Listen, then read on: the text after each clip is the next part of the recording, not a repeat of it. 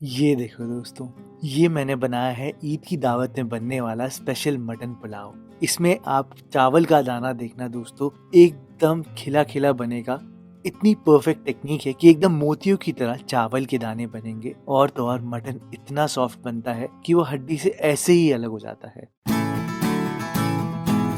तो फिर देर किस बात की, चलो फिर शुरू करते हैं।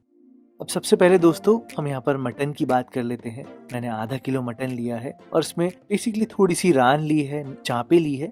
मेन पॉइंट जो है यहाँ पर वो ये है कि मटन को आपने दोस्तों बहुत ज्यादा पानी नहीं लगाना होता धोते वक्त। आपने मटन को साफ करना है तो बस एक बोल में पानी भरना और मटन को उसमें अच्छे से रब करके साफ कर देना। क्योंकि अगर आप पानी, विनेगर या नमक में भिगा कर रखोगे मटन को तो वो काफी अपना फ्लेवर लूज कर देता है। मैं आपको दिखा भी देता हूँ। मैंने यहाँ पर देखो 2 पीस मटन के रखे हैं पानी में मैंने इनको सिर्फ 10 मिनट रखा है और 10 मिनट में ही देखो आप इनका कलर बदलने लग जाता है, लाइटिश रंग के हो जाते हैं और इनसे काफी फ्लेवर लूज हो जाता है। इनफैक्ट अगर विनेगर में आप रखोगे तो आपका मटन थोड़ा सा फाइब्रस और टाइट भी बन सकता है, तो ध्यान रखना दोस्तों इस बात का। बहुत ही सिंपल रेसिपी है ये। मटन को धोने के बाद मैंने बस सीधा कुकर में सारे मटन को डाल दिया और इसमें सबसे पहले आप यहाँ पर 1 टेबलस्पून भर के अदरक लहसुन का पेस्ट डालना। 1 चम्मच आपने यहाँ पर भुना जीरा पाउडर डालना है।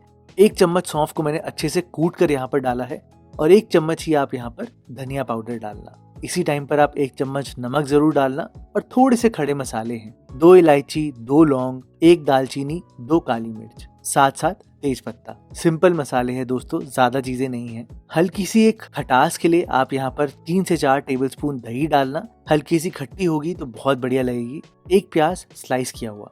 बस इन सारी चीजों को दोस्तों पहले आप मिला लेना। मटन में अच्छे से मसाला और नमक कोट हो जाना चाहिए। 1 नींबू को मैंने अच्छे से निचोड़ कर डाला है। ये मटन को गलाने में भी मदद करेगा और इसका फ्लेवर भी अच्छा लगता है। 4 से 5 हरी मिर्चों को फाइनली चॉप करके डालना और फ्रेशनेस के लिए थोड़ा सा पुदीना और थोड़ा सा धनिया। बस 2 टेबलस्पून आपने पानी डालना है और अब यहाँ पर मटन को गलाना है।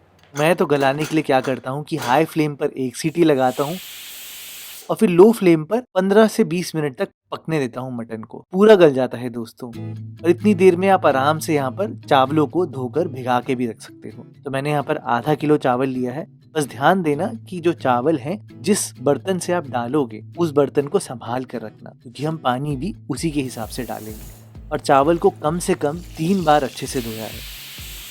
चावलों को भिगाने के लिए छोड़ देना कम से कम 20 मिनट के लिए। आधा घंटा कर सकते हो तो बहुत ही बढ़िया बात है।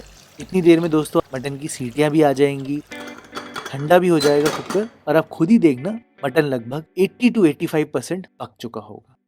अब बिल्कुल इसी स्टेज तक आपने पकाना है। अब दोस्तों रेसिपी बहुत ही सिंपल है। सीधा एक बड़े से बर्तन में आपने यहाँ पर तेल डालना है। थोड़ा ज्यादा तेल लेना ताकि आपके चावल और भी खिले खिले बनकर आए। थोड़े खड़े मसाले डालने हैं, ज्यादा नहीं। 2 छोटी इलायची, 2 लौंग, 2 काली मिर्च और 1 तेज पत्ता। जैसे ही मसाले गर्म हो जाए आप यहाँ पर 2 स्लाइस किए हुए प्याज डाल देना और प्याज आपको एकदम गोल्डन होने तक पकाने हैं। बस ध्यान रखना जैसे ही प्याज में कलर चढ़ने लग जाए, एक रंग सा आने लग जाए, तो बस वो ही राइट इंडिकेशन है कि आपने यहाँ पर 3 हरी मिर्चें डालनी। मैंने इनको स्लिट करके डाला है। इस रेसिपी में सारी जो स्पाइसीनेस है वो ये मिर्चें ही देंगी दोस्तों, जो हमने पहले डाली है और अभी डाली है।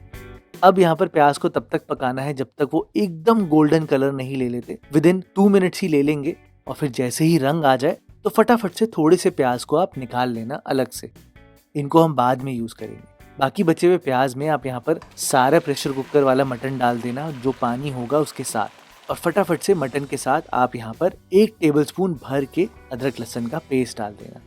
आपने तब तक पकाना है जब तक कि तेल एकदम अलग नहीं हो जाता और पानी सारा उड़ नहीं जाता। ये बहुत इंपॉर्टेंट स्टेप है दोस्तों। तो तब तक पकाना जब तक कि तेल बिल्कुल ऐसा नहीं हो जाता।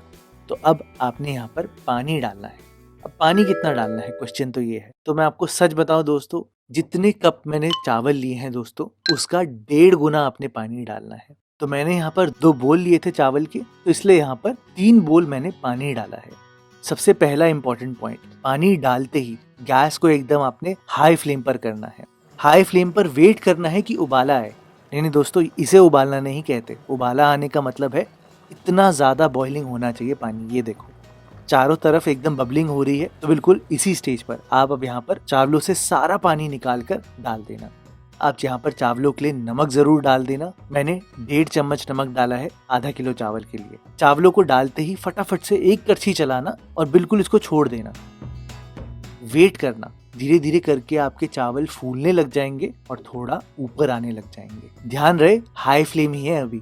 ऐसे हाई फ्लेम पे करने से चावल लेंथ पकड़ लेता है और निखर कर आता है। अब अगले 5 मिनट आपने हाई फ्लेम पर ही पकाना है, लेकिन ढक्कन लगा के। बेसिकली हमने बहुत ज्यादा पानी नहीं डाला है, चावल लेंथ पकड़ चुका है। ढक्कन लगाने से ये अब अंदर से पकना शुरू होगा।